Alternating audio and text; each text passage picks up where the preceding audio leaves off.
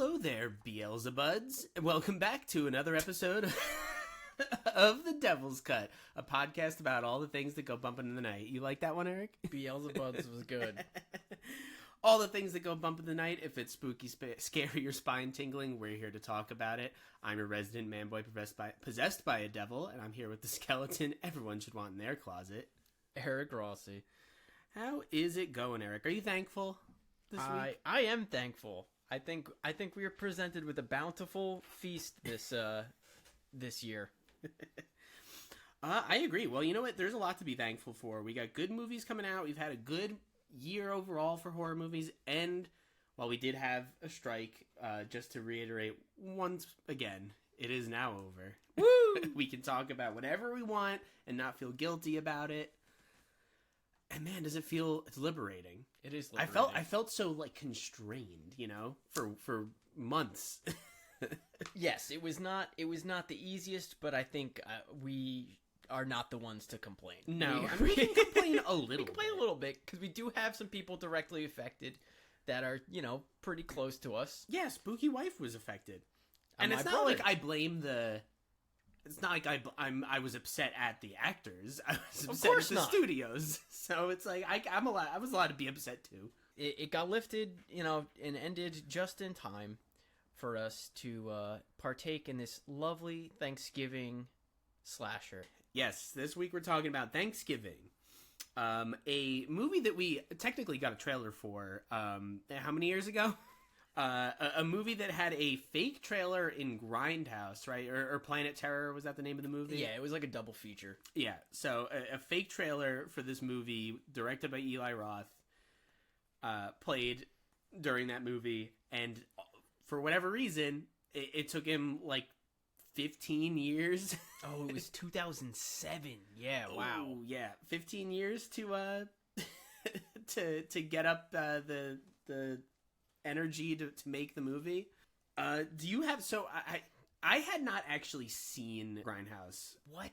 Yeah, it's, again, you know, it's one of those black holes in my filmography, you know.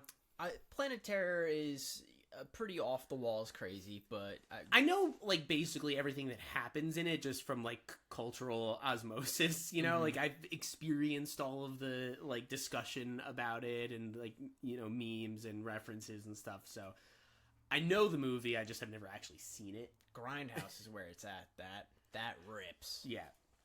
But yeah, so Thanksgiving.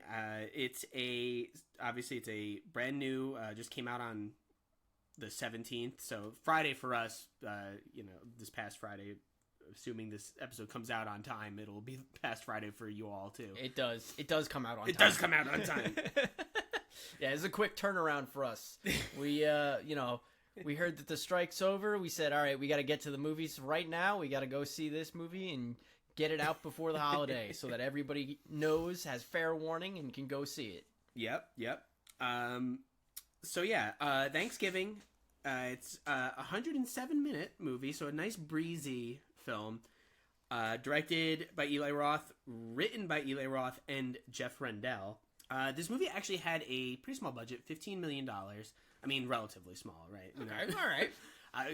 But and it has already made $12 million as of today, back, you know, opening weekend. So Sunday of opening weekend. yeah, so not the not the biggest opening weekend. I actually was curious when I was looking it up. I was like, what is the biggest opening weekend? Can you guess what variety of movie has the world record for biggest opening weekend? Is it a Marvel? Oh yeah, you you guessed it. Surprise.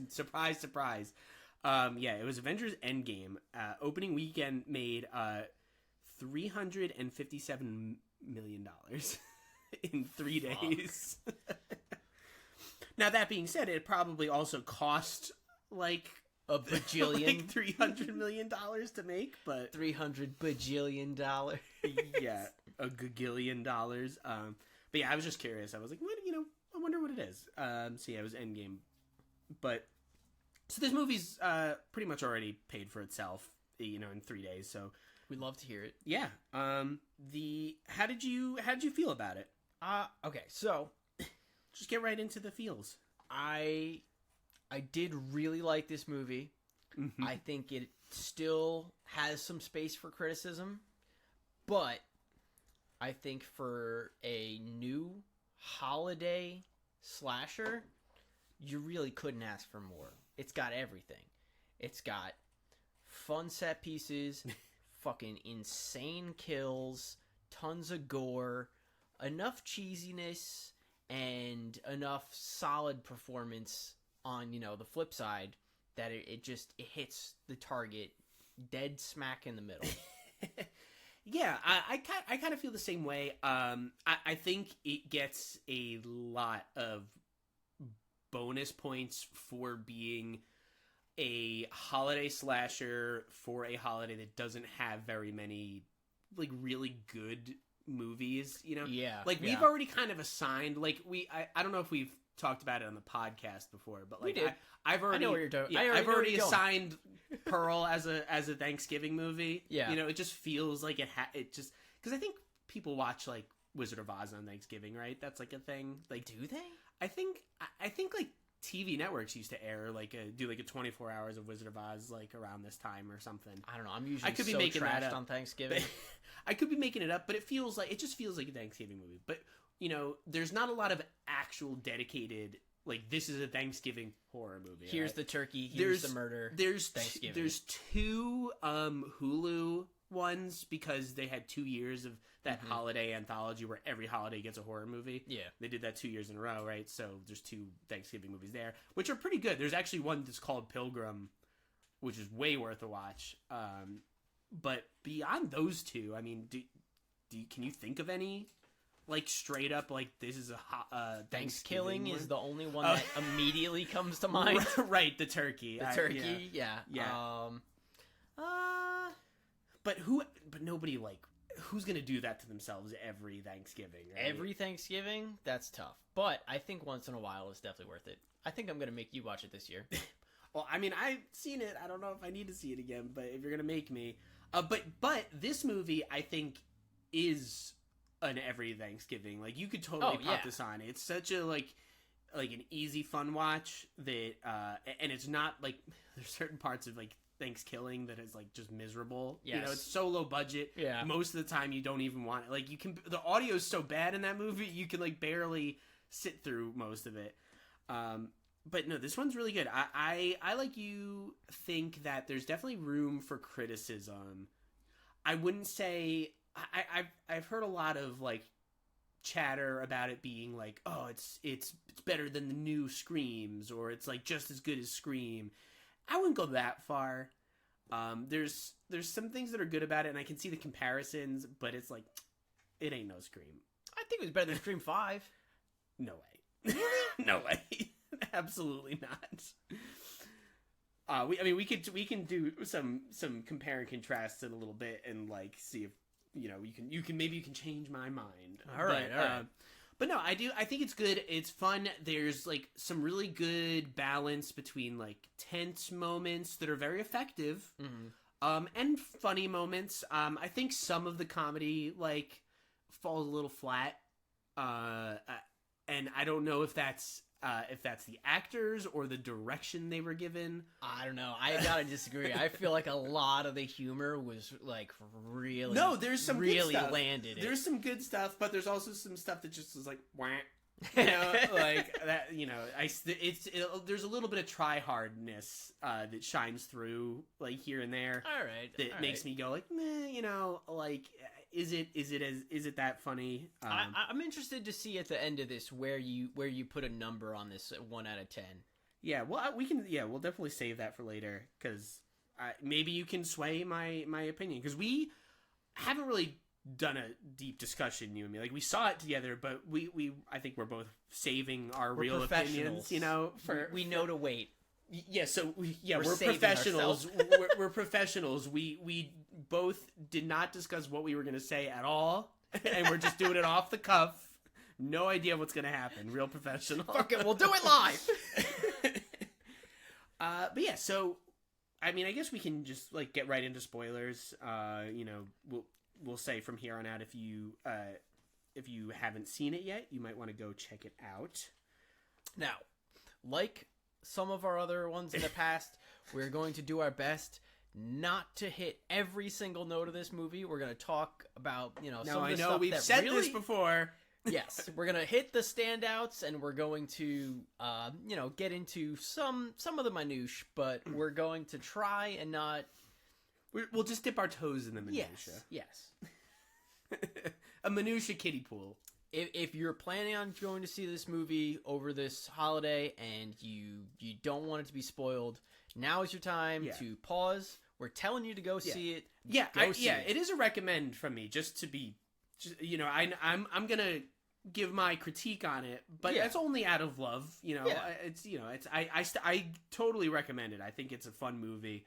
Warts Definitely and all, it's a must go see in theaters. Yeah, for sure. But yeah, now pause it if you don't want to hear any more about it. Here we go. All right. The movie's about, if you haven't already seen the trailer from forever ago, it's essentially about a town. It's Plymouth, right? Yes. Plymouth, Massachusetts. Plymouth, Massachusetts, is being it's around Thanksgiving, and the town and its folk are being plagued by this masked pilgrim wielding an axe and other various Thanksgiving paraphernalia, the automatic turkey carver, things like that, and that's what essentially that's all the original trailer gave you, was just wouldn't it be funny if there was a Thanksgiving horror movie and a pilgrim was killing everybody, haha. As essentially, and Eli Roth was 15 years later was what gold that was. We're going back. I got it. Going back to that well. We'll make a whole movie. And so out of that trailer, they built, the Thanksgiving that we ended up with, which starts off with a Black Friday sale, right? So you're in Plymouth. There's this they've built this fake. Do you know what the name of the store is? It's Buy Right, yes, or something like that. It's a very generic Walmart ripoff store. It's this big department store is having this huge sale, right? And you have our main cast is a big group of generic teenagers ripe for the murdering. They all get together on it's Thanksgiving, and they decide we're gonna go out, we're gonna party, but first we have to stop at this store because one of the kids, I think their phone was busted or something, and so they have to go buy a new phone. The main character, her name is Jess, and she's played by Nell Varlake. A lot of these people don't really have many credits to them. Yes. So I don't think Nell Varlake was in very much. She certainly hasn't been in any other horror stuff.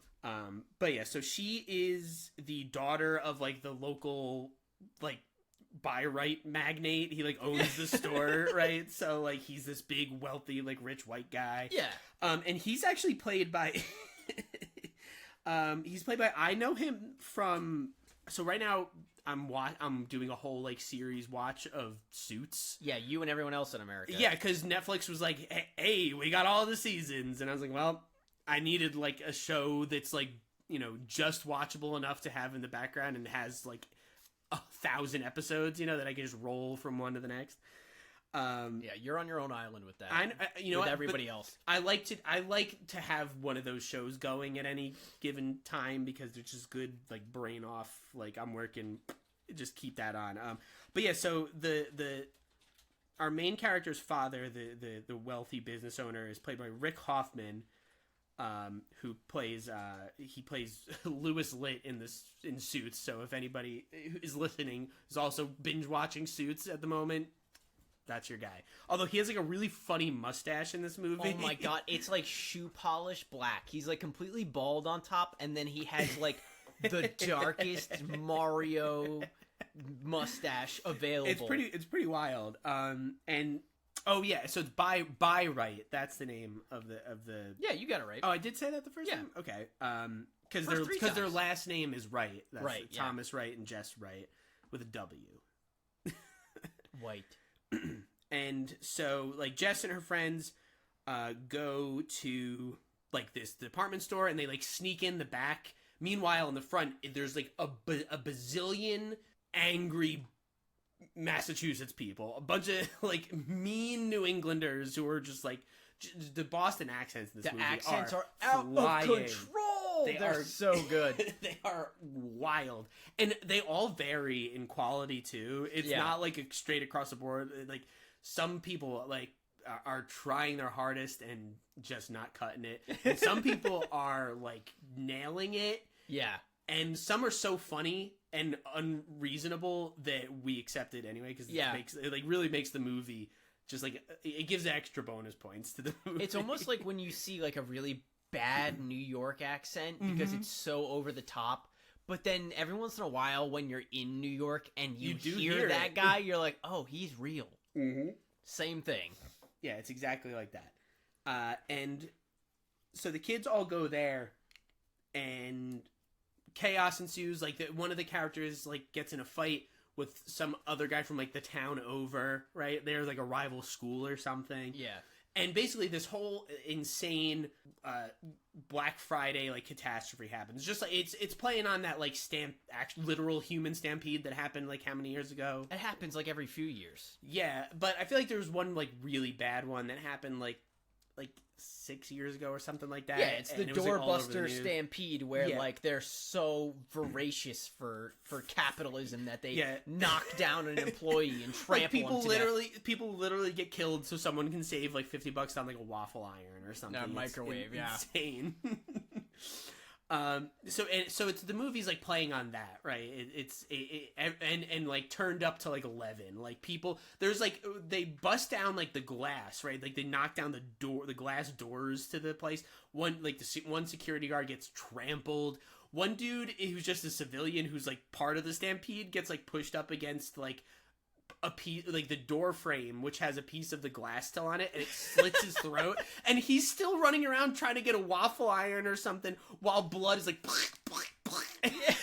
like it's so like hammed up to the point of insanity, but it's a great scene. Like there is like a bunch of people bite it. We get a really nasty arm break. Our main characters, oh my gosh, the main character Jess, her boyfriend at the start of the movie, I forget his name. Is it Bobby? I think it's it is Bobby. He's like this like star pitcher, right, for the town. But you get told that in like a very quick, like if you blink or are like eating your popcorn too like intensely, you'll miss that whole reference. He's like the star baseball player, but he gets his arm like stepped on, like not his pitching arm. It gets like fucking shattered. Oh, it gets stomped and it just turns into a Muppet arm. It's like flopping all over the place. There's also a character played by Gina Gershon. Her name, bear with me.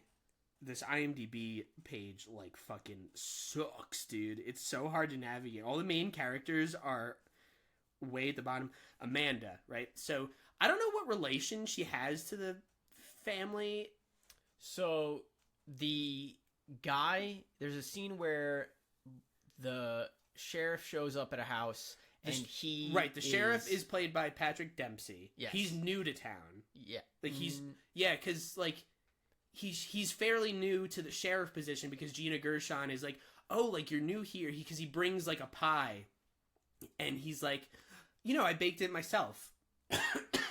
And she's like, oh, like he's single, he knows how to bake, he's a sheriff, like you're not going to be single for long, like, so I think he's like new to town fairly.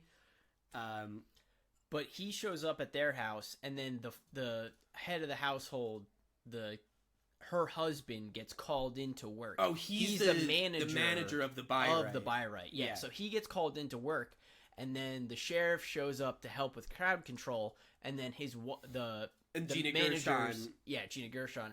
She shows up just to kind of like, hey, honey, I brought you some pie. Oh yeah, I brought you leftovers. Right. You had to go call into work.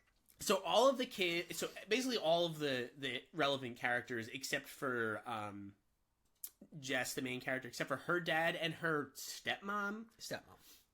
They're not involved. Like the dad and the stepmom are back in the gigantic house they live in. But all of the other characters get caught in this like huge, crazy stampede, right? And so like you get some crazy deaths, which are really funny. Gina Gershon's character gets like knocked over, and then somebody just like hits her in the head with the shopping cart and just like snaps her neck. 2 carts collide over her and face. Squish her. Oh. They squish her, and then there's this like gross little thing where her hair gets caught in the wheel of the cart, and the woman who's like driving it is just like, she's this gross, nasty like Bostonite chick who's just like she's gnarly for the parts of the movie that she's in. And she just wheels the cart away, and like Gina Gershon gets scalped. Like it pulls her hair and her head. The people in this movie are made of Play-Doh, dude. Yeah. It's one of those movies where when somebody dies, you could cut somebody in half with like a dull butter knife in this movie. Yeah. Like this universe, health insurance rates must be off the charts. Anatomy be damned. Yeah, because you die in a stiff breeze in this universe. People get blown in half during a windy fall day. But yeah, so like it's chaos, and basically the movie takes place, like the rest of the movie takes place like a year later, right? It's like we're coming up on the anniversary of this movie, or this big massacre, essentially, this huge like tragedy, and all of the characters, our main character Jess, her like boyfriend ghosts her, like, and just dips after that. So she's like, oh, I haven't seen him forever. She's now dating this other dude who was like a dweeb that she didn't even really want to talk to last year, but now she's dating him. He's like a college student. Yeah, he's like the college student that's dating the senior. The movie makes him like so, it like villainizes him so much, and I'm like, he's not doing anything wrong. I know, I understand like what they're trying to like. This movie is really, really trying to red herring you like out the ass. Like every character, they're like, oh, well, what if the killer is him, and what if the killer's him, and what if the killer could be that guy? Sets up a lot of motives. Yeah, but it's like to their benefit, I think. Oh yeah, it is like Scream in the sense of it is like a whodunit. The whole time you're trying to figure out like, well, who could be. So the character that he's murdering people is wearing a pilgrim mask. It's like one of those cheap like plastic, like only front. It's not like a full head mask. It's just like a plastic one with a strap around the back. He's wearing all black, and he's got a pilgrim hat on. And the face is supposed to be that of John Carver, who's apparently like the first pilgrim. Is that what that was? Like, what was the lore? He's the first. I didn't do any historical research. I think he's the first governor of Plymouth Colony. Okay, something like that, right? He's like some historical figure that is big in the town, right? Am I getting a head shake confirmation? Okay, yes. So all right, yeah, we'll call him first governor. Yeah, we'll call him the OG pilgrim. It literally says governor on his Wikipedia. There's a good picture of him. First Great governor, mustache. OG pilgrim. It's actually a really good design. Did you like the design for the killer? I did. I thought it was interesting enough where it was like Pilgrim Guy Fawkes, but it wasn't like Guy Fawkes enough. Yeah, it was definitely giving V for Vendetta vibes. Guy Fawkes, like for sure. I mean, the hat is like close enough to a pilgrim hat, you know, that Guy Fawkes wears, and so the whole time you do have to fight that a little bit if like you have that movie baked into your brain. I think the John Carver design benefits from the skin tone mask. It has like a more of a fleshy tone as opposed to the white of the. It's also just Guy cheaper Fawkes. looking, but in a good way. Yeah, It's like, I actually do think it's a really good design. He's like he looks a little bit more limber than your Ghostface, who always looks a bit like chunky and clunky, you know, because he's got that big wispy cloak. Yeah, it's best. He looks like. He's got a lot of fabric. He looks like, and he does. He looks like he's gonna trip all over himself, Ghostface. You know, and he does almost the entirety of all 6 of those movies. The Carver. We can just call him the Carver, right? That's kind of his title, the Carver. Yeah, he's John Carver. The Carver's cooler. I think if they do future movies, I think like the Carver would be like cool. You know, this is Ghostface. This is the Carver. I think that we should go with that. So I like the Carver. He's a lot less goofy than Ghostface. Ghostface in Scream, because I'm going to do a lot of comparing because the internet's been doing a lot of comparing, you know. So I do think he has that going for him. I think it's your closest analog. It's reasonable. Yeah, he feels like a little bit, at times, more menacing than Ghostface is for the majority of a Scream movie, you know. I think he's pretty cool. I like that he's just he's got the all black, and he's even got like a ski mask on, so he's got no hair. I think flowing the out the back. biggest difference between the two is that the Ghostface is about the chase, where John Carver is significantly more about the kill. Yeah, there's not a lot of chase scenes. Yeah, I feel like everyone two... is significantly more aware of Ghostface consistently than, even in the first one, than they are of John Carver. John Carver is a lot sneakier. Yeah, he for the most part in this movie, he gets the jump on people before they can do anything. There's two really good chase scenes. Yeah. So basically, like that year after the big stampede at the Bi-Rite, right? The all of the kids from the year previous, our main characters, they all start getting Instagram notifications. They're being tagged in this, like the first one is like a photo of this Thanksgiving table, and it says like the table's all set or something like that. And over the course of the movie, the Carver is like killing all these people who are characters that we saw who were like directly involved in that stampede. Yeah.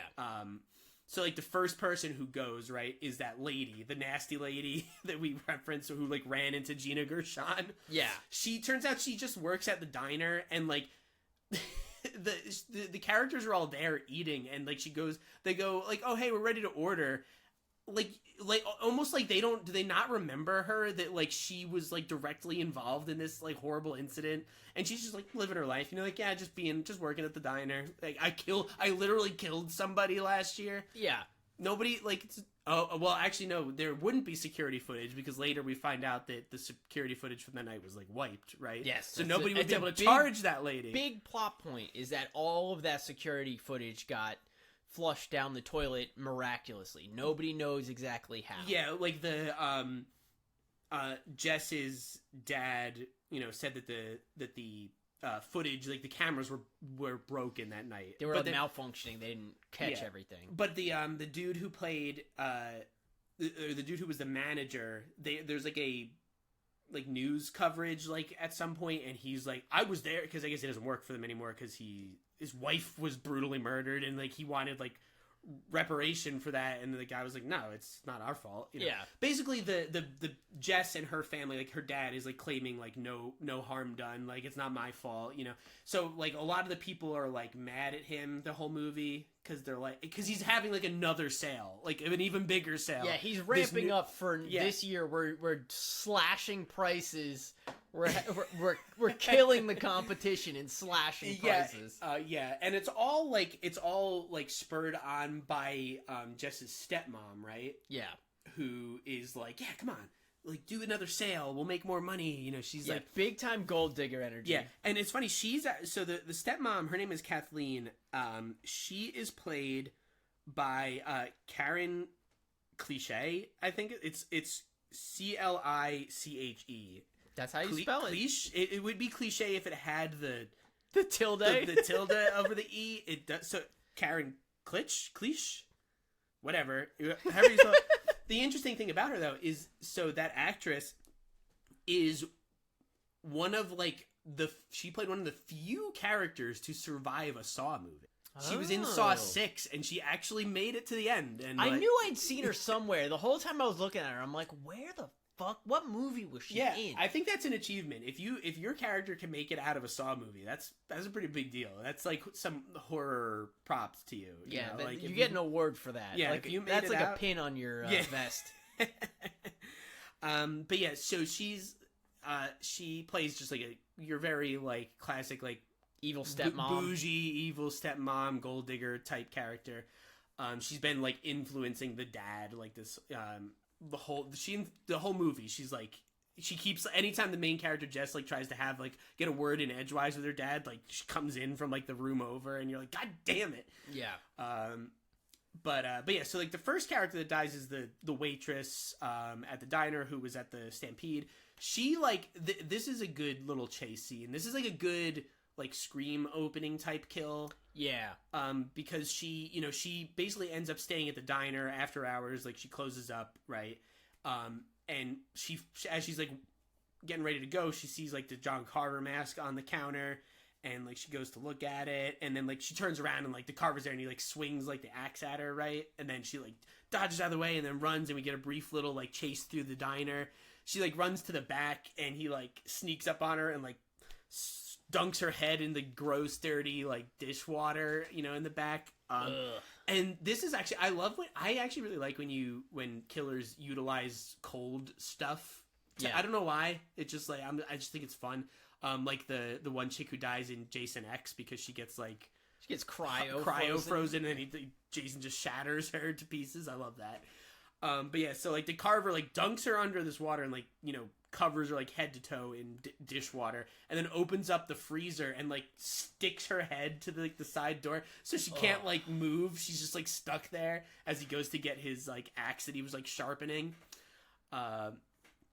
But she does actually manage to like peel her face off, and it's gross. There's really good practical effects in this movie. Yeah, I don't think this would happen the way it does, No. but we are willing to everyone's forgive. Play-Doh. Everyone's made out of Play-Doh. It is so gruesome the way her fingertips peel off and like the side of her like cheek peels off. Ugh. I cannot say more good things about the gore in this movie. If you are looking for a classic like 80s type slasher where people are dying in ways that like don't make any sense, but it still fucking looks rad, this is the movie for you, because I can't say a bad thing about that part. It's like 1,000 Ways to Die, where Yeah. like you're like, oh, I didn't know someone could die like that. Oh God. Yeah, I can't say a bad thing about it. All of the deaths and the practical effects in this movie, even stuff that's assisted by CGI, it all looks really good. A lot of practical blood in this, which we love, and it looked great. Yeah. It looked awesome. It's just good to see. It just feels more visceral. I don't care if it doesn't look like real blood. I want it to be real liquid. I want it to be real blood. Sure. Real liquid, obviously, key. Yeah, I mean, ideally, it's real liquid and it looks like real blood. But I would prefer, even if it's like Kool-Aid red liquid that's coming out, I'd prefer that over like the CGI squibs that they do. It's just like, and it just looks the CGI is so trash. terrible. Everybody knows, all the listeners know by now, I'm a big blood snob. Yeah, Gotta be close. But so our soon to be gone waitress, right? She peels herself off so that she leaves like a big face skin like stuck to the door. It's so good. And then she runs outside. The killer in this also, and we'll get to it in a little bit.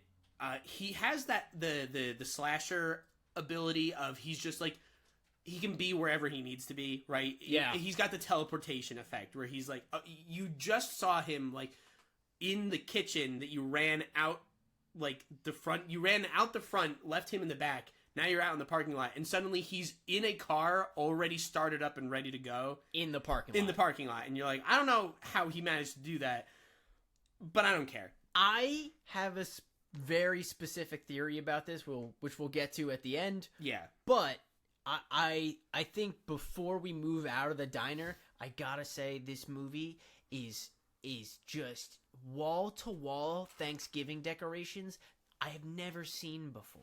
Never in my life have I ever seen a location, or let alone an entire town, that is more devoted to just Thanksgiving decorations. It's amazing. It would be, right? I mean, it's amazing. It's really good because it helps really solidify its like spot as a holiday movie.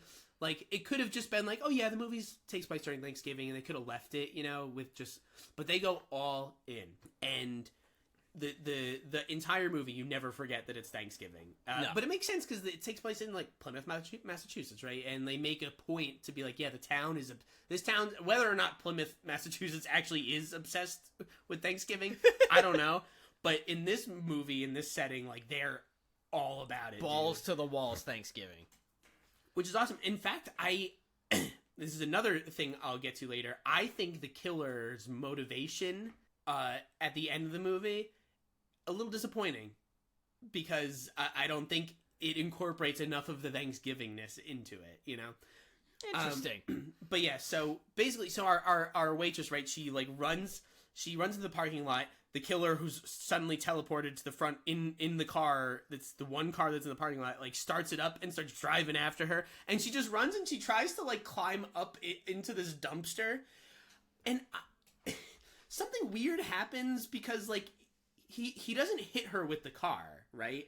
She like climbs up into the dumpster and gets about halfway in, and the car hits the dumpster, and the lid to the dumpster cuts her in half. So it has a metal lid, unlike most dumpsters. There Which have are plastic. some, yeah. Usually they're like just plastic, but it's one of those metal lids because there are some that have like a steel lid that you lock, okay. so that way like wildlife can't get in. Gotcha. So Usually, that's what we were dealing with, because I was like, how did this happen? So she's trying to jump into the dumpster. The car runs into it, and I think it clips her legs and pins her against it. The momentum of the car hitting it snaps the metal lid around and claps her in the back and chops her flat in half. It's so funny, and it happens so suddenly. I was cracking up. I was like, all right, so this is where we're going for the movie, all right? This is the tone that the movie, this is the first death, barring all of this is the first, like, purposeful death. Like, this is the first murder. kill. Yeah, so I was like, all right, we got a lot, it's gonna be all up, uphill from here. We're gonna have fun. So basically, yeah, the rest of the movie for a while is like the Carver taking out other people who were involved in the stampede, right? Yeah. And tagging, like, he keeps adding bodies to the table, and tagging the main characters, like, and as the, like, table starts to fill up. Like, there's one guy who was, like, the security guard who, not the one who was crushed to death, but the one who just, like, ran away from this. He was like, I'm out! And just, like, left. Fuck this, not my job. He, like, finds out that there's a killer out there, and he's, like, when we see him next, he's, like, packing. He's, like, getting ready to leave. and he's, like, talking to his cat the whole time. And he's like, all right, someone's going to come feed you. I'm going to be back in a little bit. I'm, like, going to not Florida, but because a different character's going to Florida. I think he's going to, like, Puerto Rico. Yeah, he's leaving the country, and the Carver is, like, already in the house, right? Like, it's one of those things where he hears a weird noise. There's a funny scene where he, like, asks, it's one of those scenes where, like, the character's, like, in a room, and he hears a noise from the next room, and you can see through the doorway, but, like, not quite much of the room. You can't see around You can't see around the door, so you think, like, oh, the killer could be back there. But his cat's, like, perched on the counter, and he's like, hey, is he in there? And the cat just kind of, like, looks around, and it's, like, really, the cat actor, who you found out... Yes, the cat actor is the same cat actor from the modern Pet Sematary remakes, and he looks fantastic. In the Pet Sematary remakes, he's covered in, like, coffee grinds and shit, so he looks, like, all matted and gross. But, like, clearly this cat's been eaten good. He is chunked up. He is fluffy as hell. And he's such a good cat actor. Like, they have him perched on this, like, 2-tier, like, cat tower. And he's, like, front and center for, like, most of this guy's introduction. Mm-hmm. And he's just kind of looking around. He's chilling. He's a good. They got him up on the counter. He's hitting his marks. And I've hitting his marks. I've been told specifically from people who are on set with, like, animal actors, it's a nightmare most of the time. And they use, like, 90% of the footage that they have. It's like, we just tried to shoot the best we could. And, I mean, I don't know how long it took him with this cat in particular, but he looks like he was really on point. Like, the couple cuts they have of him are spot on. Yeah, he was a highlight, definitely, of that scene. Especially because, like, so basically that guy, the security guard, he gets, like, ganked by the Carver, who, and this actually is the start of, like, something that I noticed, and maybe you didn't feel this way, or you disagree with me. A lot of the time the movie felt like it was oddly cut, because in this scene in particular, like, the Carver, like, the main character, or not the main character, the security guard is, like, creeping up towards he's, like, got a baseball bat or something. Yeah. And he's, like, getting ready to, like, come around the corner. And then all of a sudden we just get a camera shot of, like, the Carver's, like, hand with one of those automatic, like, turkey carvers. And it, like, gets him in the gut. And I guess you're supposed to assume he, like, came out from under the table that the guy was near. That's what I thought. But that's the thing, you have to think that. It's a, like, very unclear shot. And that actually kind of happens a lot in the movie, where you're, like, not really sure sometimes, like, where you are or where something is coming from. I noticed it a handful of times. It just felt like there was maybe like a different shot, or that shot was like more elaborate originally and it got cut down maybe to save time or something. It just felt weirdly edited, and I was like, where was he? And like, how would nobody like, how did he get there? I think it's a reasonable observation, but for me, the kills themselves were so like funny and creative that I was just like willing to just go, okay, doesn't matter, we're moving on. I'm watching a guy get decapitated. Yeah, it's, you know, don't care. It's mostly forgivable, but it is something that I think people will dock points off the movie for. Like, I think it's sometimes it's edited a little weird, especially if people are comparing it to Scream, where Scream usually gives like a pretty good explanation. You always pretty like clear cut. You generally know exactly where like Ghostface is coming from, and they always have like a good explanation for like how he got there, right? Yeah, even the if logic it takes is to very sound. Even if it takes till the end of the movie to figure it out, like, oh, that explains it. You know, you still get that. And this you don't really.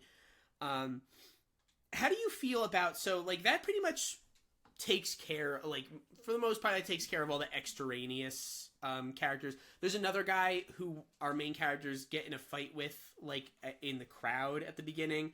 Now this guy was weird because I assumed he was like a rival classmate from like a different school. Yeah. But then when we catch up with him in the modern part of the movie, it looks like he's like a teacher or like a coach at the school, a rival school, right? So that's what I thought initially, that he was a coach, but like knowing, like thinking back on it, that he is like the guy that gets in a fight with the other high schooler. Mm-hmm. And he's in like a Letterman jacket, like in that first scene. So I'm thinking he's either a senior now, along with these other classmates. Maybe he just assists as the... Or, he's either a senior who is like a head... what do they call that?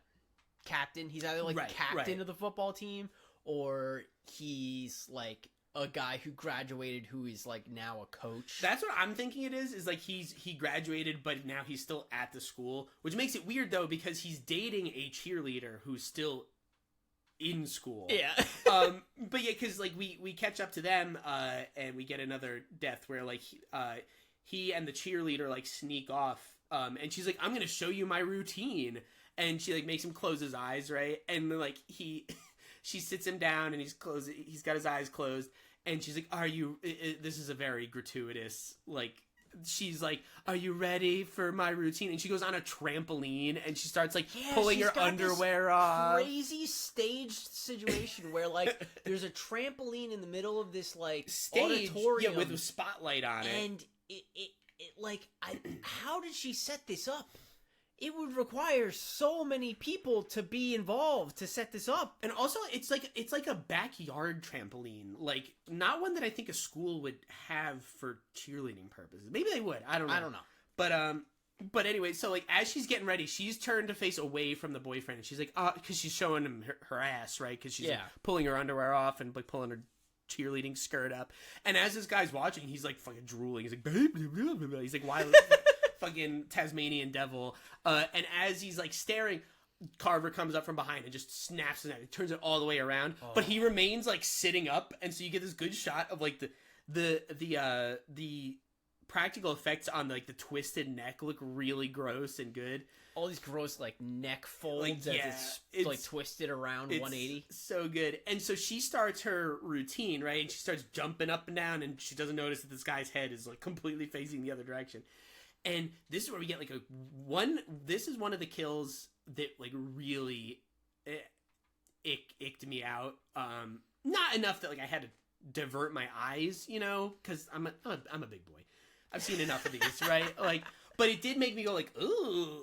And it's that like as the girl, this cheerleader is jumping up and down as she's coming down from one jump, you see like a blade like stick up through the trampoline, and just like the thought of like just the innocentness of a trampoline, right? That's what it is, because in my mind, a trampoline is like pure, right? It's just, you go back to your childhood. What's like the most fun thing? Like your friend gets a trampoline. You're like, it's gonna be all fun for the next 3 days. We're gonna You have trampoline. not seen enough Rob Dyrdek's ridiculousness, because I cannot tell you how many mortal injuries have been sustained on a trampoline. Well, here's the thing. I didn't hang out with a bunch of fucking idiots when I was a kid, right? Like we didn't maim each other for fun and take videos of it, all right? We just had wholesome fun on the trampoline. We jumped up and down, maybe a couple flips, nothing crazy, right? So for me, a trampoline is just like cozy, wholesome, it's nice. And then Americana. yeah.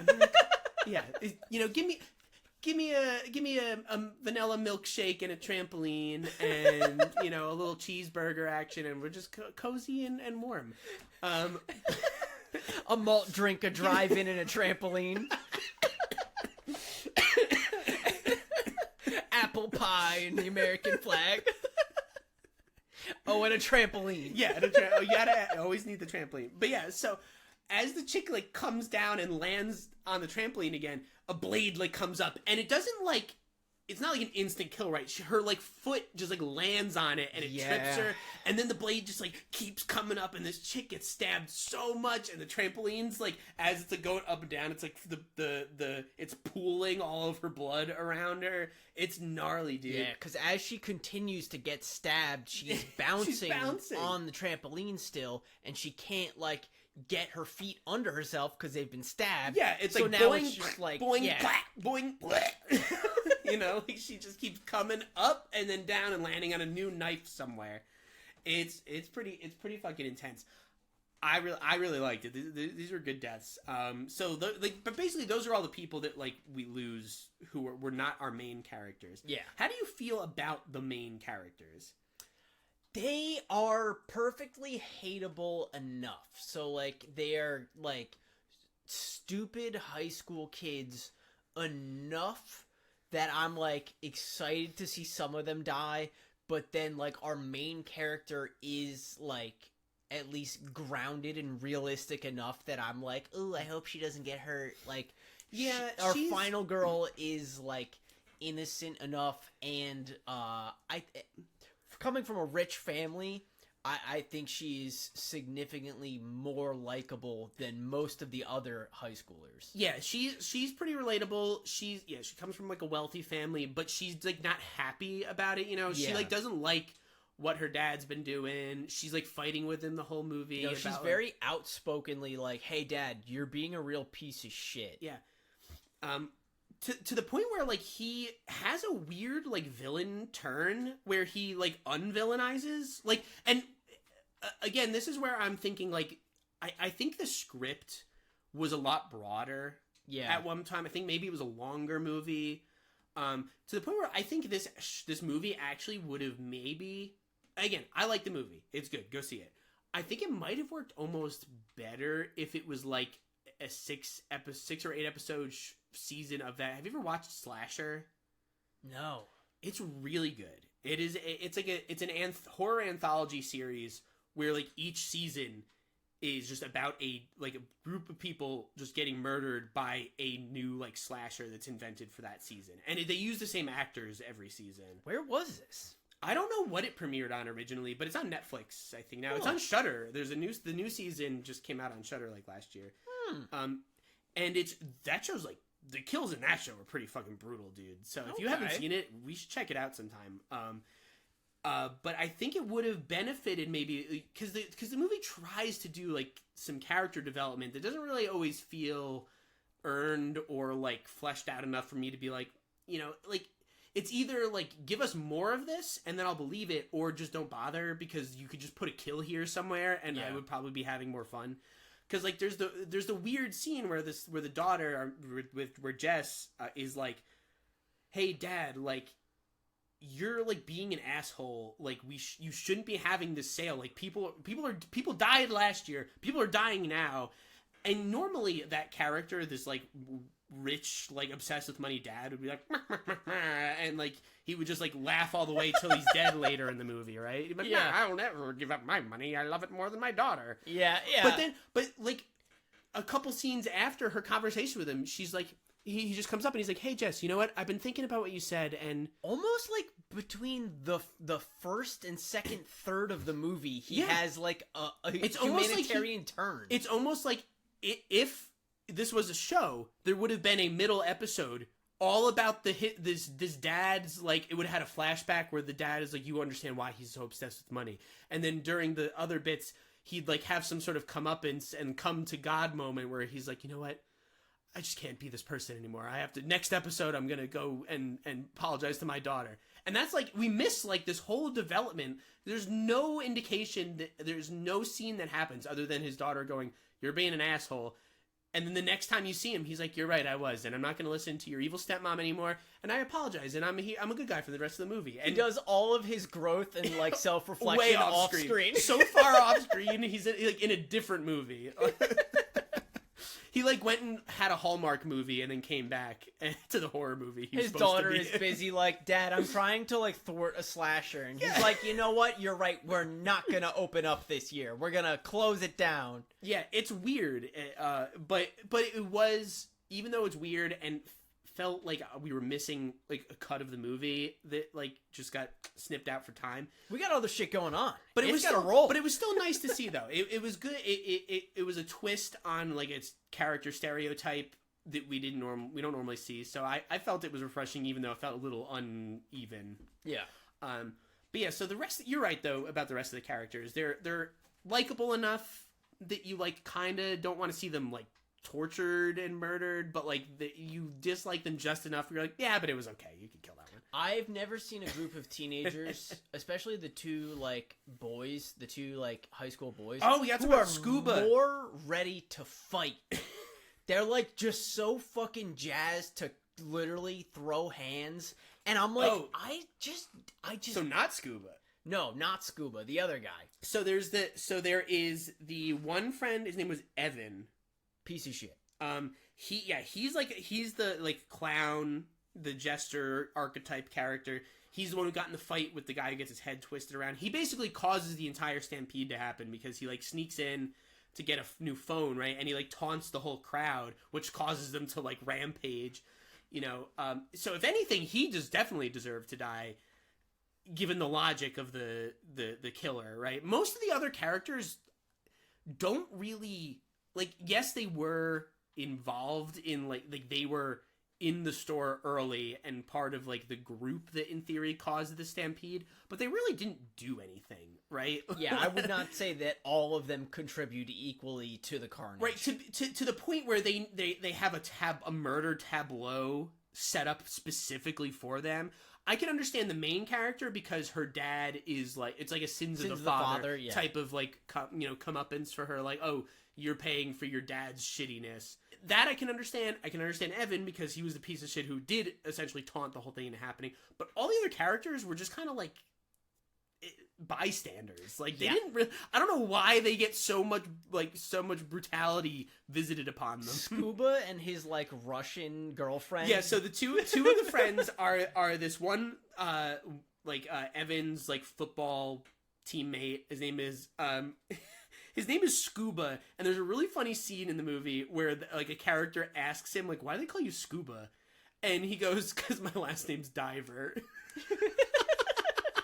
And I don't know why his first name is like Evan or something random, like, and they're like, oh, okay, yeah, Scuba's way better. Yeah, I forget what they say his name is, but he's like, my real name's this. Yeah, they go, oh yeah, Scuba's better. It's the new one of the other red herring characters is like there's this new deputy in town, and he's like this tall, like dark, mysterious, brooding guy. He's like an angry cop, right? So you're like, oh well, he seems primed to maybe be. He seems aggressive and terrible. He could be a murderer. Yeah, but he's a little too obvious. So immediately I was like, it's not him.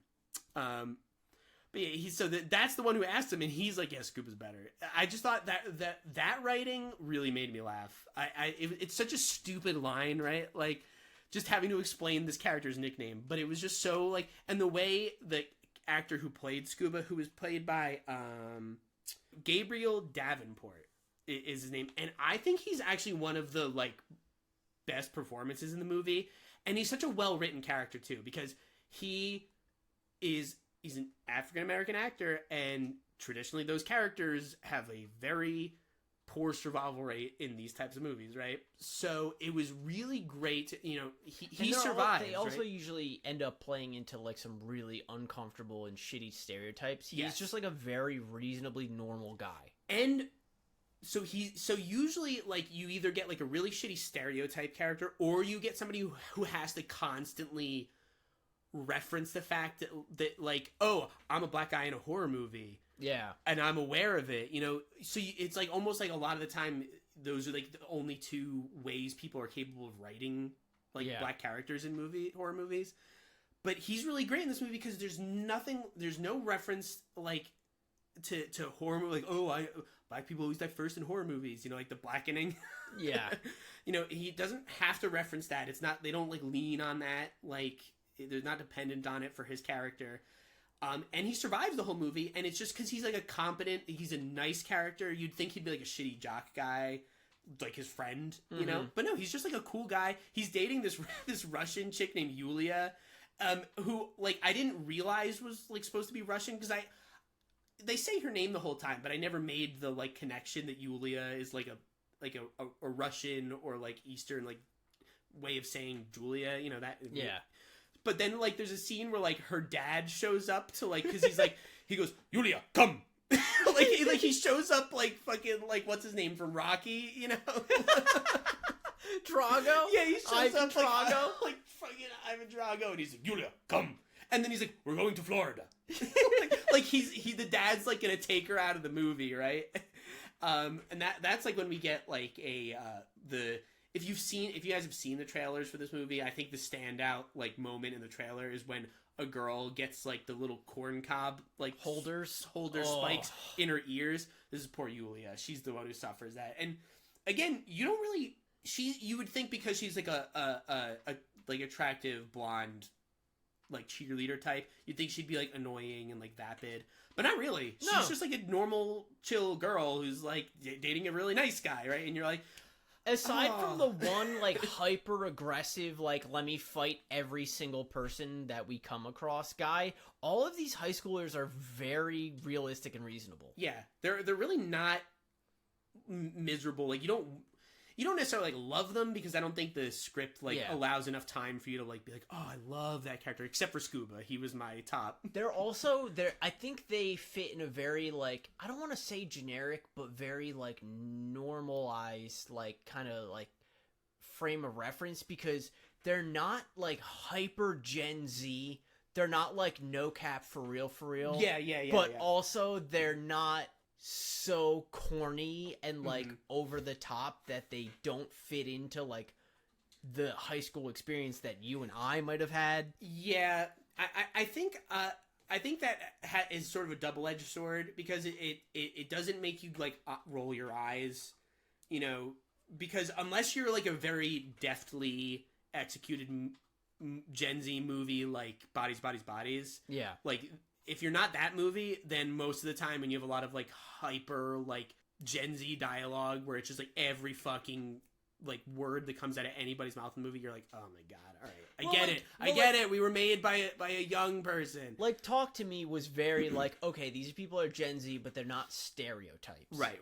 I think these characters in Thanksgiving are not like stereotype Gen Z, but they're also not like, they don't feel like they are specifically slotted into that box. Yeah, which is why I say it's a double-edged sword, because it works for the most part, but sometimes the line delivery feels like really flat, because I think the writing like just was unnatural. I think sometimes for the actors to like have to like portray, like I think sometimes it just like felt too stiff for them to like get across naturally. Yeah, that makes sense.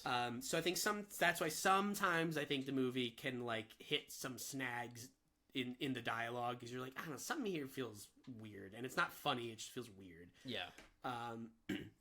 But yeah, so like that like I was saying, our friend Yulia, she's the one who gets the corn cobs to the ears, which was crazy, because now like after the Carver kills all of the like extraneous characters, he starts going for the main characters, right? So like Evan and his girlfriend, who's played by the TikTok girl, Addison Rae. Yeah. Yeah, she they get like kidnapped, because they basically there's a really good jump scare that got Spooky Wife like super good, where the two they're after school, right? Because the because the town over discovers the cheerleader and the one dude have been murdered, right?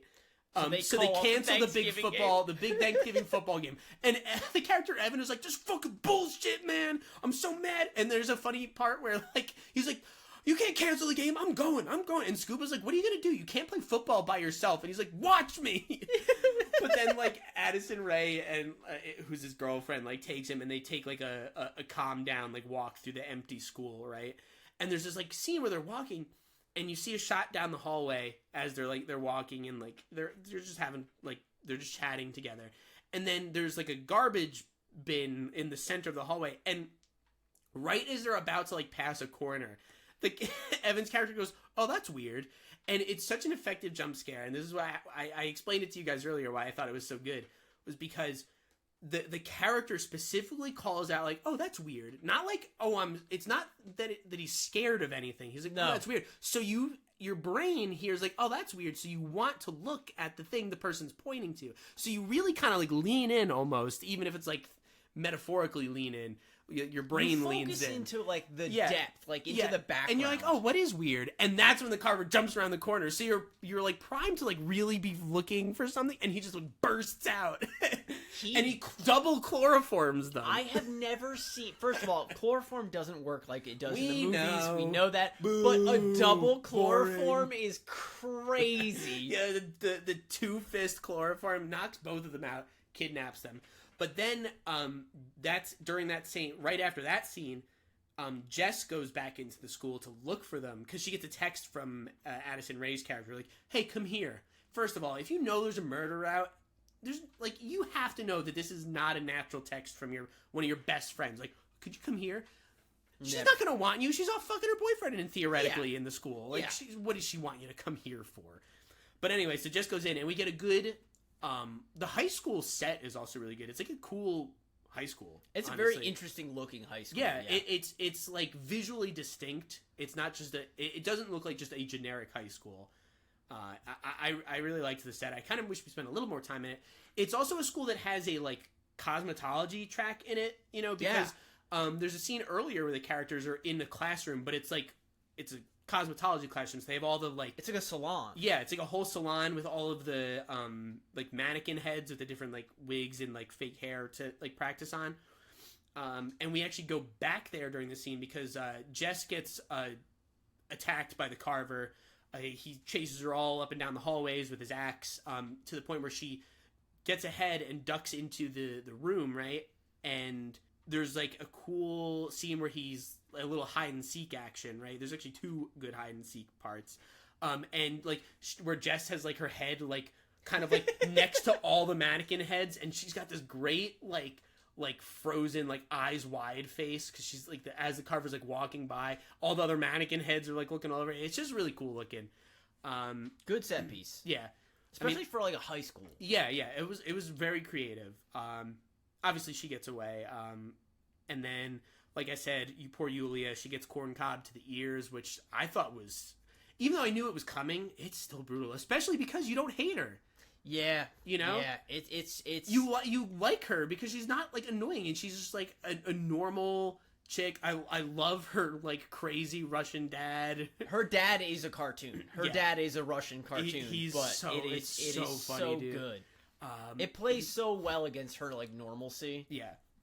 So and then during that corn cob scene, Scuba and Jess, who are like FaceTiming her at the time of her getting attacked, they like rush to her house, and they get there just in time for... There's also a funny scene where the reason why Jess and Scuba were together was because they went to like a party with this one character who's like the whole movie, he's like, "I'm throwing a party where I sell beer to underage kids." But he's also like an illegal arms dealer, because they go there to buy guns from him to arm themselves. And there's like a really funny like arming up scene where he brings them to his room, and he's got all these fake like safe devices where it's like it just looks like oh, this just looks like a boombox. They're dugouts. They're all dugouts. But he opens it up and there's guns in there. But he's got like a million like huge like Desert Eagle weapons and like M16s. He might as well have a fucking rocket launcher in the room. He pulls up this one CD player and opens it up, and it's got a Magnum in it, and he's like, "Yeah, and if you get this one, bonus points if you say something really cool before you shoot somebody. Yeah, Dirty Harry style. Yeah.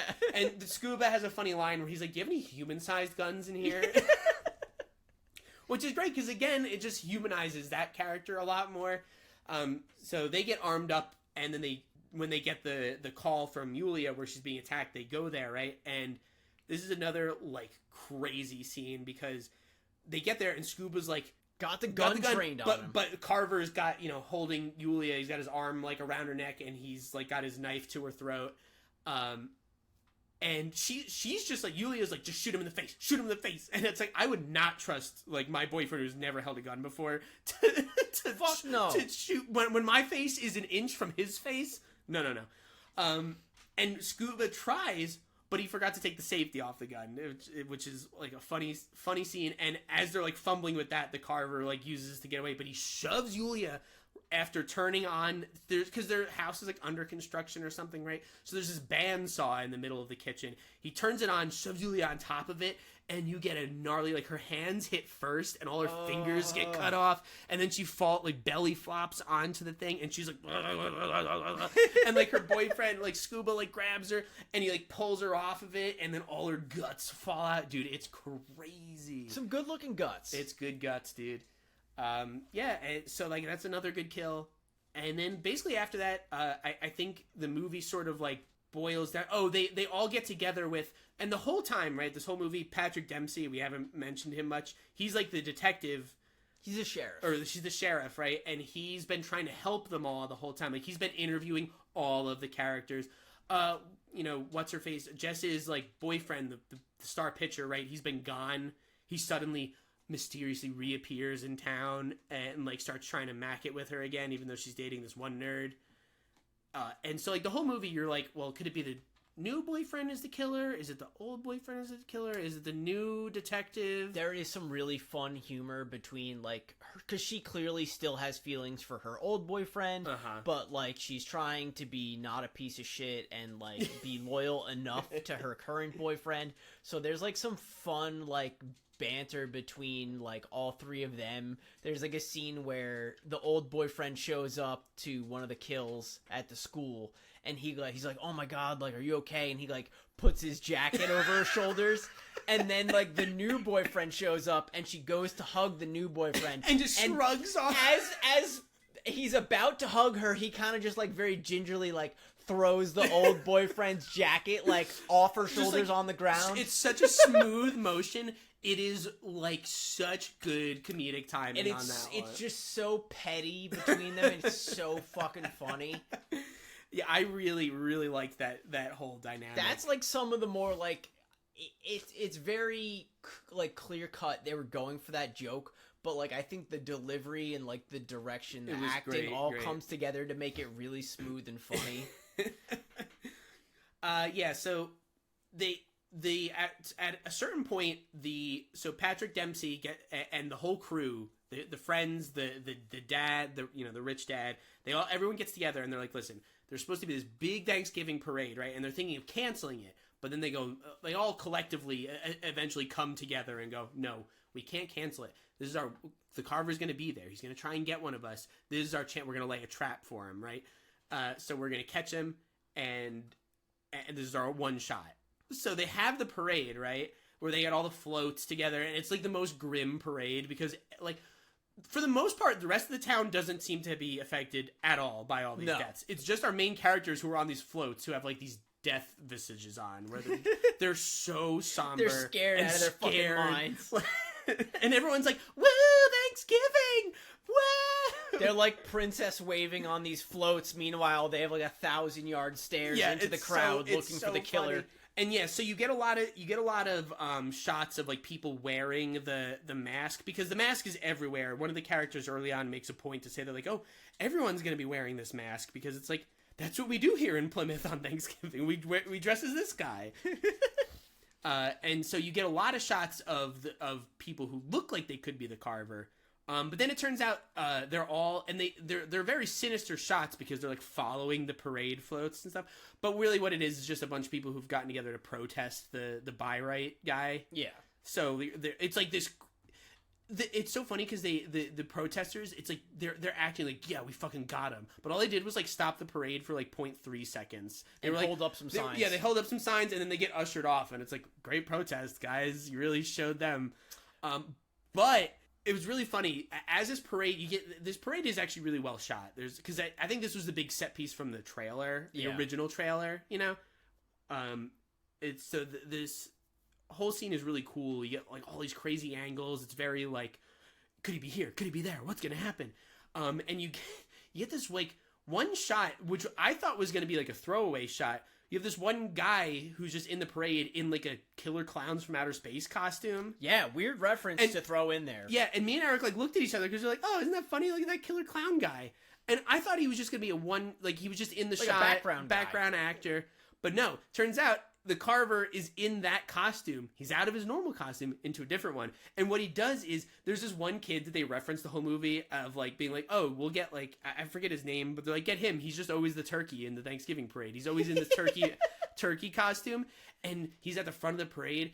And all of a sudden, this Killer Clown from Outer Space that we thought was a background extra has an axe and just takes a big swing and just clean cuts off this guy's head. The turkey costume and head right off. And everybody starts going nuts. It's chaos in the streets. The clown throws out these smoke grenades and starts gassing the whole parade. And he's gone. It's like the opening of The Dark Knight. Like all of a sudden there's like this crazy bank robber clown shows up.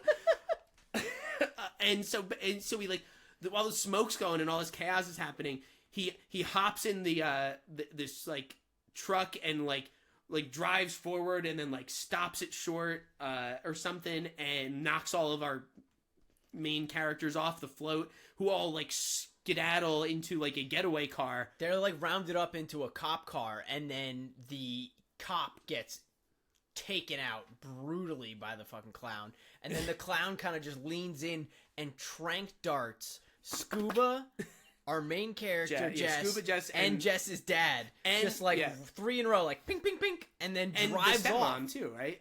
She gets got at some point, and then drives off, and you're like, fuck, this guy's ready. He's fucking with a professional. Yeah, it's like a very effective, and it's like a big daytime maneuver for a slasher, right? Yeah, like it was bold. Yeah, I really liked it. That's one of my favorite scenes. And then so you don't get to find out what happens for a while to those characters, because we get a long like cat and mouse scene with Kathleen, the evil stepmom, where she wakes up, and it's such a funny scene. She wakes up, but she like pretends to still be asleep because the Carver's like in the room with her, and she's on a big table, and she's got like fixins all around her, right? Like vegetables, like everything you would like put on a spread where you're gonna put the turkey, right? And as she's pretending to sleep, the Carver comes up and he's like starts basting her, and we get a lot of foot action. It's like almost almost like Quentin Tarantino was on set for that day, and he was like, Eli, what are you doing? You got to get more. Her feet are right there. There's not enough toes being basted. This should be 90% toes. This scene. And so like and there's this it was cracking Spooky Wife up, because he bastes her, and then he comes back and he's got the little greens, like the little sprigs of greens, and he tucks them all in between her individual toes. It's so funny.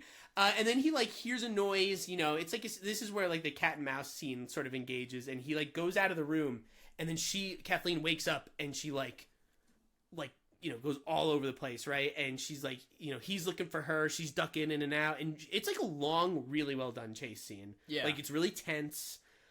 The Carver's really scary in it. Eventually, he does get her, and we get a really brutal scene where she just gets cooked alive. He puts her in the oven. Yeah, my god. He, like, pitchforks her as she's, like, running away. Yeah, she almost gets out, and he throws it like a fucking javelin. Yeah, exactly. He javelin tosses the fucking pitchfork and gets her, puts her in the oven, and you see her, the good effects, again, you see the skin, like, shrivel and tear and burn. It's good. She's screaming. The Carver opens up the oven and puts the little, like, turkey, like, the little thing that pops. The internal thermometer? Yeah, it pops when the turkey's ready, and it's so funny because the scene is punctuated by the little boop.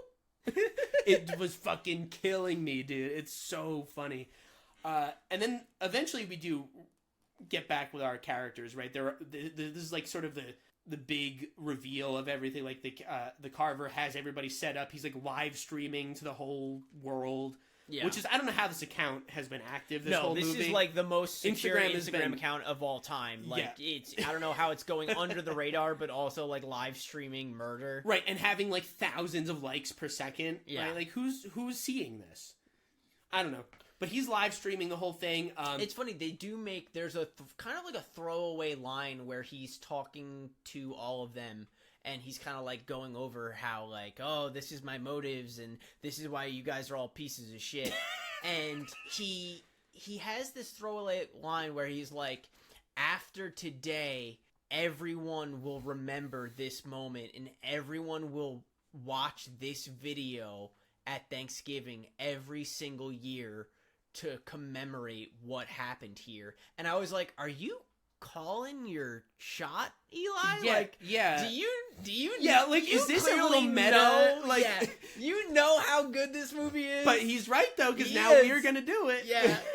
It struck me. I would watch it on Thursday if it was available. Yeah, I would watch it again. It struck as very on the nose, but I was like, okay, all right, Eli. But yeah, it's a good scene because everyone wakes up around this table and. Who's up for serving? It's Kathleen, all cooked up, and she's like burnt to a crisp, and he has her posed like a turkey. She's headless, right? Her head's off, but she's posed like a turkey. He even put the little paper, like, ruffly feet things on her, again, on her toes. On all 10 toes. On her fingers, too. Dude, it's fucking so funny. They really, like, they hammer in the Thanksgiving theme. It's so good. It's what you want out of a Thanksgiving slasher movie. He like, as he's like monologuing through his like kills, he makes this like Cheerwine reference because he like stabs the corkscrew into the one dead cheerleader and then like siphons her like neck blood into like a cup for like a Cheerwine. Yeah, it's so funny. It's so funny. And yeah, he makes so he carves off a piece of Kathleen and he's like he's gonna feed it to the dad, right? Yeah. But like, so yeah, what his whole motivation is like, oh, like, you guys are responsible for this tragedy last year and everybody watched your video of it because Evan was the one who like recorded it all. Yeah, right? He put it on YouTube and got like famous on YouTube because of it. So he's like, this is all your fault, so I'm doing all of this like because of what you guys did last year. And I'm like, this doesn't, for me, this explanation doesn't scream great motivation. And there's kind of a reason for that, which we'll get to in a second. But, like, I wasn't really buying it. I'm like, this is not, like, the monologue, right, bro? Like, you've got something else up your sleeve. Because it's a good scene, but his, like, speech is like, okay. Eventually, like, the characters manage to... Oh, what's her name? Jess was gifted, like, a ring from the arms dealer guy earlier in the movie. But as she's like, because they've all got their hands tied behind their back, and she's like fiddling with her ring, and like this little blade pops out. He like secretly gave her like a knife ring. Yeah. So she starts sawing her way out, and like she gets free, and then she gives the ring to like Scuba, and he cuts himself free. So basically, everyone gets loose, right? And her and Scuba like run, and there's this chase scene through this like decrepit house that they're in, and Scuba gets like clipped a little bit by the axe that the Carver's like swinging around, and he like yells, he's like, just get out of here. And so she sprints out, Carver follows her, she's like running through the woods, and like she's running through all this brush and stuff, and she comes up to this this fence that she tries to climb over, and she gets like this like bracelet of her, like it's like a locket bracelet from her like dead mom that like she's been like fiddling with the whole movie, and it gets caught on the top of the fence, and like the Carver's like running up, and she's like freaking out, and she like just the last second she like gets free. And then again, this is another part of the movie where I'm like, it feels like the writing wasn't super clear on like, and the set wasn't exactly like because we immediately cut from like she gets free from the fence, and all of a sudden we're like in the middle of the city, like by a warehouse, and there's a cop car. I'm like, how did we get here? How far did she run? The Carver has them set up at this historical like landmark, which was I think like John Carver's like house, actual house or something. And it's a set piece that we've seen earlier at like a Thanksgiving kind of like carnival. Yeah. Where her father was gonna film this commercial for the new Right. sale, but it turns out the like whole venue was like ransacked and destroyed in like and somebody stole the Carver axe, which is the Yeah. weapon that the Carver uses the whole movie. So they kind of like mask where Carver's been like setting up this dinner table, but like you find out, oh, okay, well the location that's been on lockdown by the police for like the last couple like days, oh, that's where he set up his base. Yeah. But then, yeah, we go from there immediately to like a This warehouse warehouse. where they staged all the floats for the parade that happened Yeah, earlier so that day. so Jess like runs up to this warehouse, and right outside the warehouse is this police car. It's the sheriff's car, and Patrick Dempsey, sheriff, has been like clocked on the back of the head, and he's like bleeding from his head, and he's like lying on the ground. You're not really sure if he's alive or dead. She just kind of like checks on him, and then just like runs back into the warehouse further. And she takes his gun. Yeah, I remember that part. Yeah, and I forget exactly how like the it plays out. She gets chased. She goes into the warehouse because she sees someone enter the warehouse. She couldn't see who it was, but she sees somebody in there. Yes. So then she's sneaking around. She's trying to like aim the gun at somebody, and she turns a corner and she sees her ex-boyfriend Bobby, and he takes off a John Carver mask. Mm-hmm.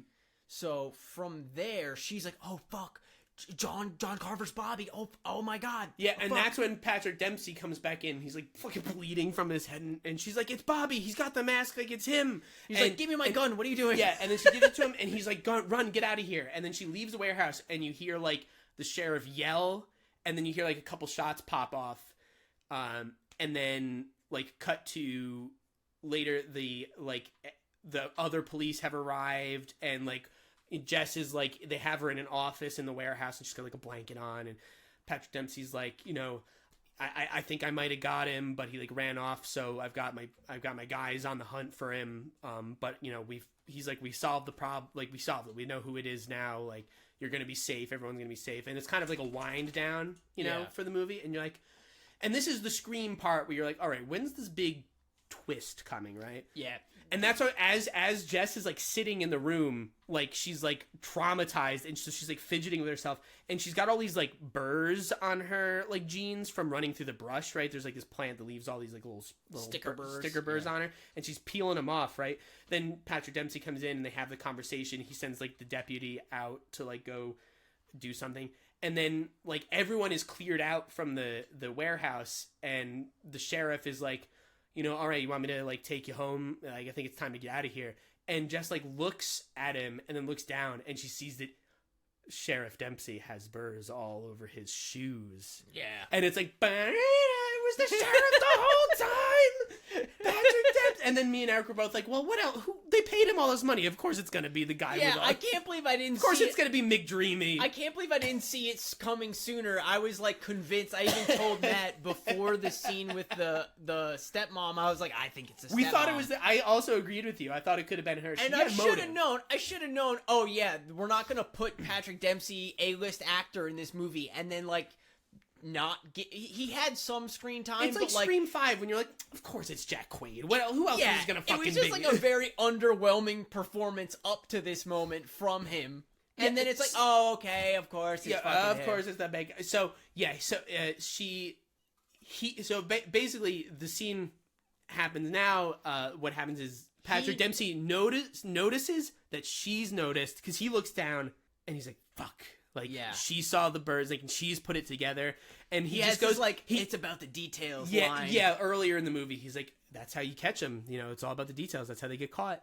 And so he's looking down, like facing away from her, and he like realizes, and then he turns and he's like, if only you'd hung on to that fence just a little bit longer. It's like this.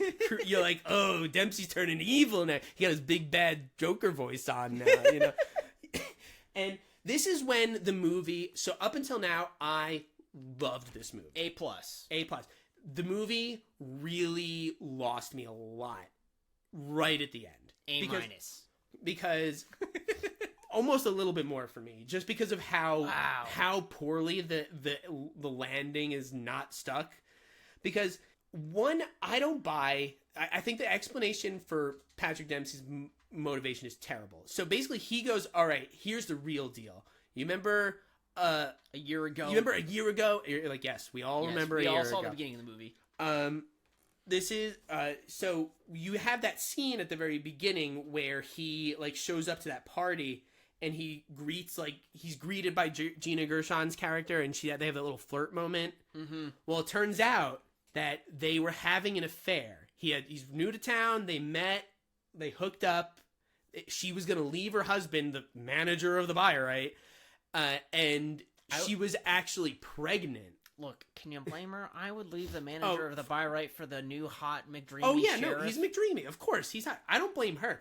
But so like you find out that they were having an affair. They were gonna run off together. She was pregnant, and so he blames her. He blames everybody for like, oh, you took away my whole life, and like the motivation in a vacuum is like understandable. Like he wants revenge, but like.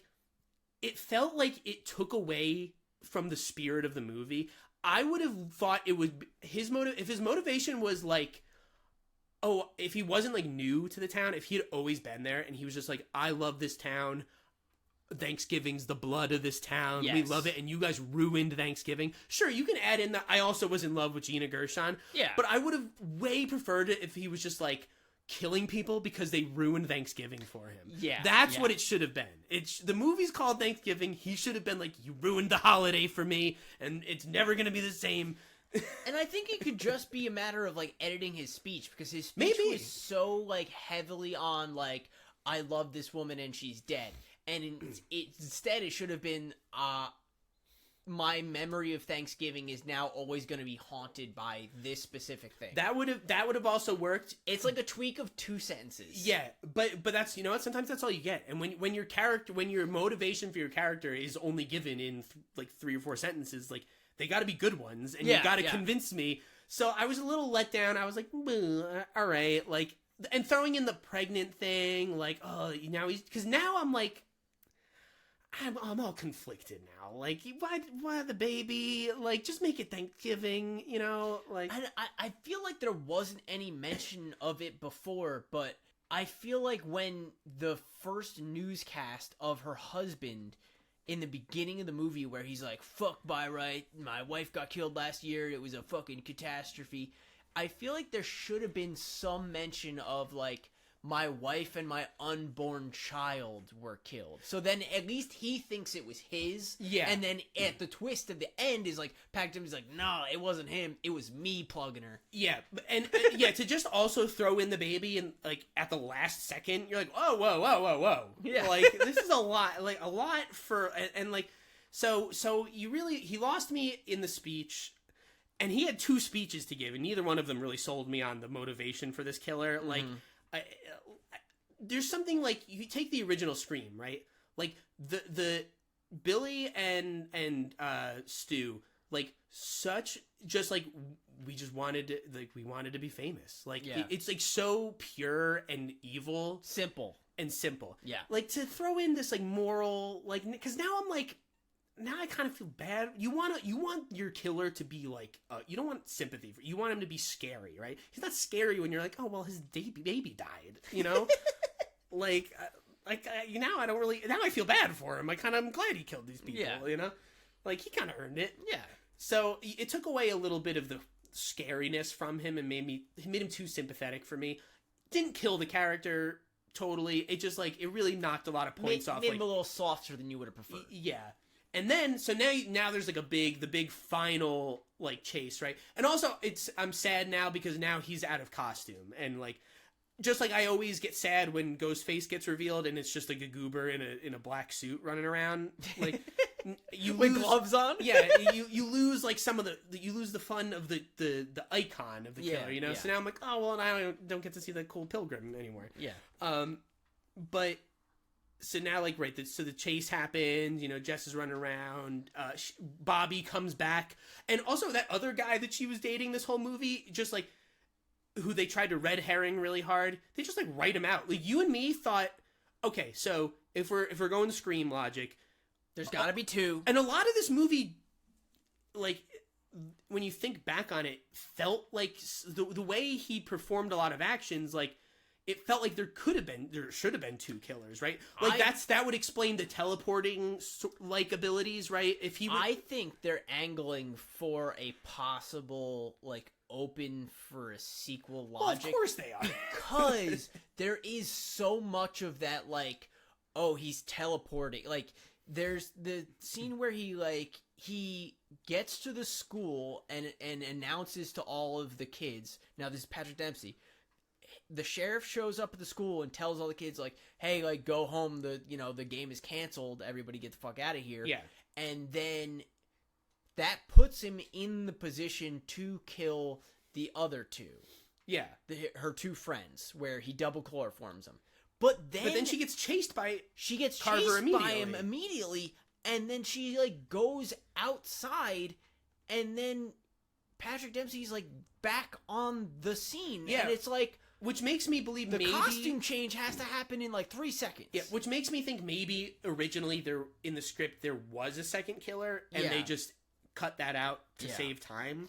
And it also lines up at the end where like she's being chased from John Carver's house to the warehouse, because it's like, how the fuck did Dempsey get from the warehouse to the back past her? Yeah, past her to the warehouse, uncostume, like put his like sheriff outfit on, then get knocked out by Bobby. Like, it's just like, it doesn't make any sense. He's like moving way too fast. Yeah, which is why I think there was probably originally two killers in the script, and they filmed it with two killers in mind. Yeah, and then by the time that like there was maybe rewrites, or they just to save time they edited it down to just one killer, because again, the boyfriend that Jess is dating the whole movie, they're really angling to make him seem like he could be the killer, to the point where I remember in the theater I was like, oh, the boyfriend's gonna show up and it's gonna be revealed that he was working. Maybe he's the secret son of the sheriff or something. Who knows?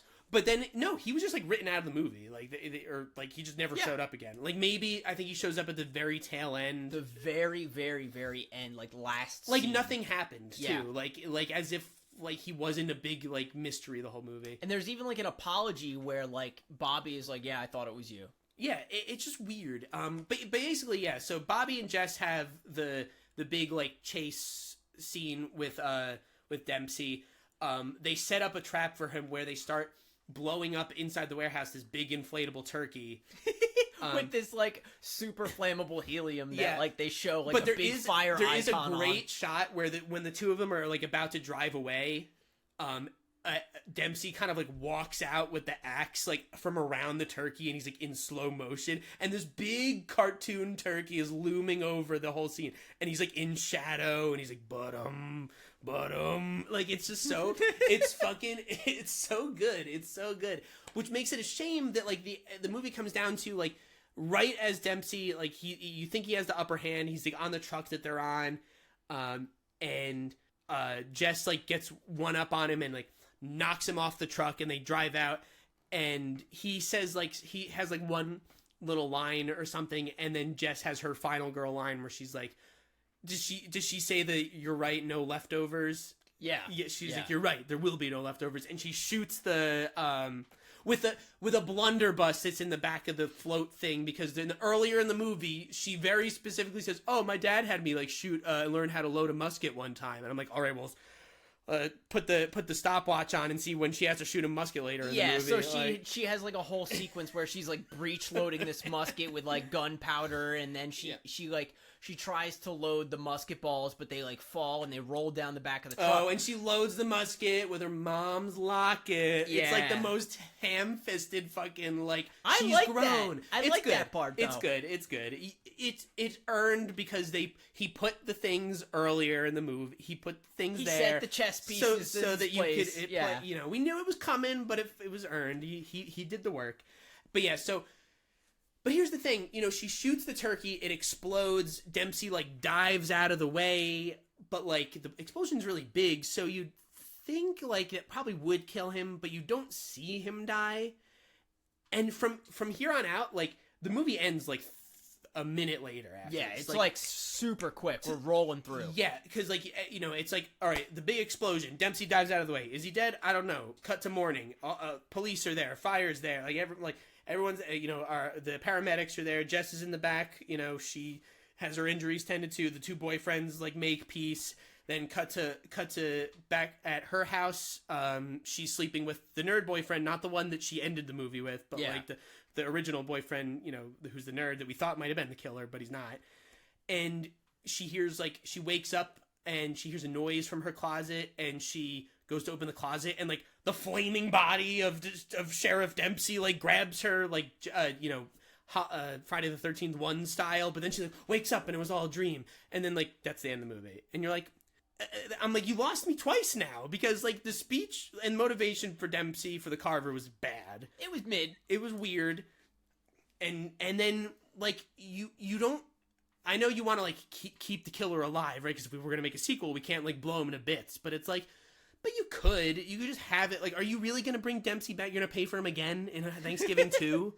So I think they are intentionally leaving out the part where the boyfriend helps Dempsey, because I really think none of this happens unless there's two John Carvers, and I think that's their bridge, so that when they do a sequel, it's kind of oh well, he died, how could it be him? And then I think the reveal of a possible sequel is that the boyfriend was in on it too. Yeah, I mean, if I just find it weird to, in the first movie, you don't know if this movie's gonna do well. You have no idea. You're Eli Roth. Your shit can go all over the place. There's no guarantee that Roth's gonna get a chance to make a second one, right?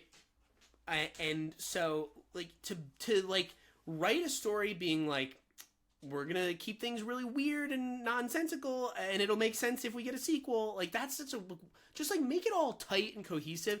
And if it makes money and people like it, you can figure it out when you're writing the second one. There's a way to make it happen. Don't get me wrong. This is all my speculative, opinion. But, oh no, yeah, but I think that's what I think it you could smells be right. like. That's it's given the odor. The odor I'm picking up on. It's given the odor of, well, we'll get a second one. We'll fix it all in the sequel. But even if they don't get a second one, I'm still very satisfied with this one. I think it is a reasonably cohesive package. I think it is a lot of fun. The kills are insane.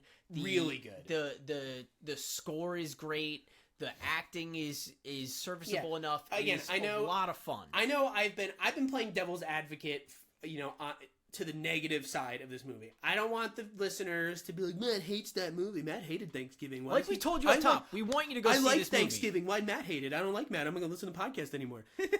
I like the movie. That's why I'm so critical about it, is because I think it does so much right that when it does do things wrong, it's it just barely missed being an all-time great. It ends up being just shy of the field goal, right? It's you are right there. So when I loved it. It was really fun. I just think man, it's such a shame that he couldn't stick those last couple points, because then it would have gone into the Hall of Fame, I think. Yeah. But it just barely misses it and ends up being just a really fun, cool slasher movie. So it just could have been more. So that's why I'm a little sad, but overall it's still great. Numbers wise, you think at a 10 or at a 5, where do we feel is a more reasonable approximation? Well, I like to do a scale of 1 to 10 because it gives you more, more play. I'd give it a solid 8. I'm thinking 8.5. That's fair. I'll you know what? If we want to do a collective, a pod score for it, I'll go 8.5 for you. I think 8.5 is reasonable. I think, like you said, the very, very end, it not only feels like there's loose ends, it feels rushed. It feels rushed. Like the last 10 minutes of this movie is go, go, go, go, go, go. We got to get to the credits. Yeah, and I hate that. I hate feeling like they're trying to get me out of the theater. I feel like I would say. The third act, the last part of the third act should feel like the exhale. Should be Yeah, I'm not okay. Like I said, I don't like being feeling like the movie's rushing me out of the theater. I'm not asking for a Scorsese 30 ending movie, but just give me take a little bit more time to let the characters breathe in the finale. You know, like Yeah. let them like give me some resolution. Like what happened to some of the other characters? Like show me. I didn't get to see what happened to Scuba. You know, like show me what happened to him. He's going to therapy because he had to push his girlfriend's guts back into her body. Yeah, yeah. So like but like give me a little bit more of what happened to the characters. Show me the reconnection of Jess and her dad, because you gave like there was a like weird amount of character development there, but Yeah, like at the end of the first third of the movie, there's just like a weird like father-daughter like, hey dad, thanks for not being a piece of shit. And it's he's just like no problem. The final act of the movie, it's like they forgot that they had done a bunch of good, cool stuff in the first 2 acts, and they were like, yeah, it's almost like they filmed that first and then did all the other stuff, and they're like, well, we already did that, we're not going back, you know. Which could be possible. I mean, it's they film things out of order all the time. Yeah. So the movies getting filmed chronologically never happens. Yeah. So like, so that's possible. But yeah, but that's the movie. Sounded like I was hating on it, but I don't. It's really good. Please go check it out. Help them pump them box office numbers so we can get a second one so I can see if that kid's the killer or not. But yeah, so that's Thanksgiving. Final cuts, Eric. You got anything going on? I do. I'll go first because my final cut is kind of like a huge bummer. So like, hopefully your final cut will like boost us up. But just before we started recording, I saw that Aardman Studio is running out of clay, and they only have enough clay to make one more Wallace and Gromit movie. The studio that supplies them with their claymation clay is completely shut down, so we might only get one more Wallace and Gromit movie. They can't get clay from somewhere else? No. What is special about this one particular part of clay? I mean, can't they just get other clay that's Nope. not the same clay, but like clay enough? Nope, apparently not. But I do know that there is a Wallace and Gromit exhibit that was touring Australia for some time. Maybe they can use that Hopefully clay. we can just like melt down some of that clay get and that make clay. new clay. I don't know. But this is I didn't what know- stood out to me this I didn't week. know you were so attached to Wallace and Gromit. Yeah, I can't remember if it made it into the episode that me and Danny did, but there was a chunk where we were talking about like childhood fears, and both of us agree that Penguin? Yes, The Wrong Trousers is like an absolute horror film for children. You're not alone in that. I'm not particularly afraid of it, but I know a lot of people online I've read have that as like a childhood like It's nightmare fear. fuel. That penguin's terrifying. Yeah, that's what I mean, he was fine for me, but I can definitely see looking back at it like how people might The not have sounds been that the welcoming mechanical to. trousers make are terrifying. Well, you know what? That is very sad. I'm sad for you that you might be like running out of Wallace and Gromit content. Traditionally, my final cuts are more horror themed, but this is a more personal, intimate horror in my own life. Nothing crazy for my final cut. Usually, I'm going to stick with my trend. I usually talk about some video game stuff. It's a big part of my life. So I like to, if there's horror stuff going on in the video game community, I like to, keep people who are similarly interested up to date. This is touching back on Dead by Daylight.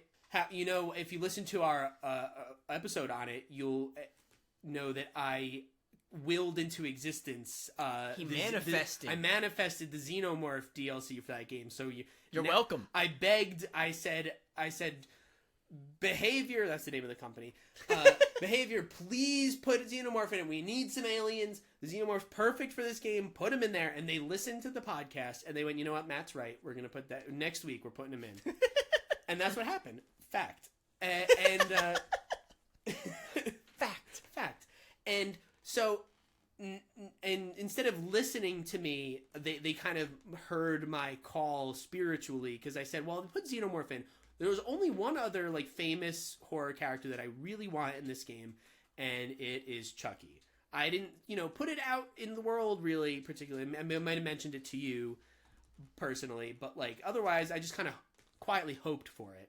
And lo and behold, Behavior heard my wishes, and at the end of this month, Chucky's going to be released in the game. So now I can play that game, and I can be Xenomorph, and I can be fucking that little good guy himself, and I can run around stabbing the shit out of people as Chucky. So I'm very excited. Now, you might not be as terminally online as I am, but I know the rest of the Dead by Daylight community is absolutely furious because, not just because of Chucky, but because the mobile game, which has historically gotten way more content, way faster. Way content that people like. Yes. Like cooler skins for characters. Yes. Stuff like that. So the mobile D-Make just announced that they are getting a mode where there are 2 killers at the same time. And 8 survivors.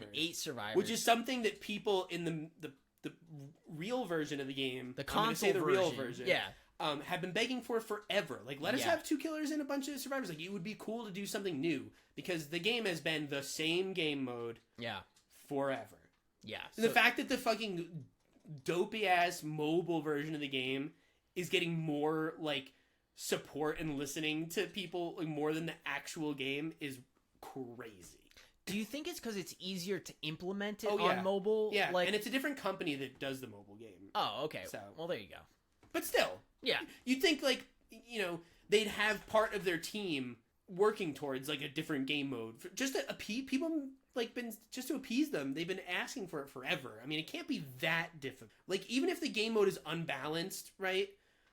Who cares? It'll just be fun and goofy. It's not like people are going to be like, oh, this is the new definitive game mode. Like, people are still going to be, like, playing the regular one if they want to be serious or something. But sometimes people just want to goof off, right? Yeah. So just, like, throw 3 killers in there on a tiny map. Who gives a shit? It's like the fucking Halo rockets and swords. Like, just give them some fun. Just give them some nonsense. That's what people want. But I don't know. I don't know what's holding the behavior back on that end. But you know what? They listened to me. They gave me what I wanted. So...